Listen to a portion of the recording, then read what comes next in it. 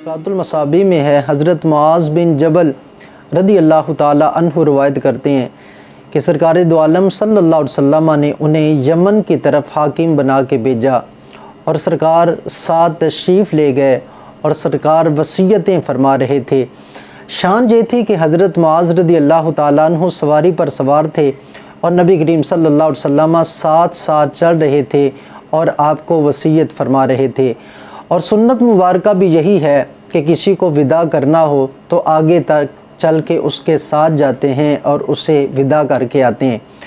تو جب نبی کریم صلی اللہ علیہ وسلم فارغ ہوئے تو ارشاد فرمایا، اے معاذ ممکن ہے تم اس سال کے بعد مجھے نہ ملو، غالباً تم اب میری مسجد اور میری قبر پر گزرو۔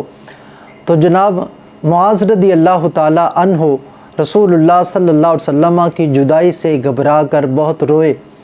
پھر نبی کریم صلی اللہ علیہ وسلم واپس ہوئے تو آپ نے اپنا چہرہ مبارک مدینہ شریف کی طرف کیا۔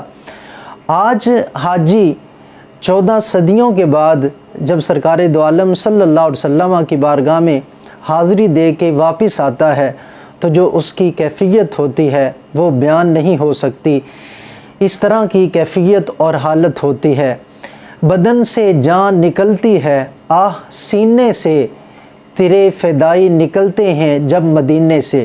تو حضرت معاذ رضی اللہ تعالی عنہ سرکار دو عالم صلی اللہ علیہ وسلم سے جدا ہو رہے تھے، رخصت ہو رہے تھے، اس واسطے آپ روئے۔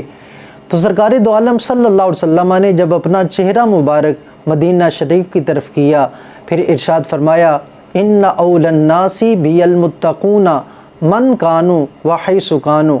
ارشاد فرمایا کہ لوگوں میں سب سے زیادہ میرے نزدیک تر وہ ہوں گے جو متقی ہوں گے۔ فرمایا من کانوا، جو بھی ہوں، وحیث کانوا، اور جہاں بھی ہوں۔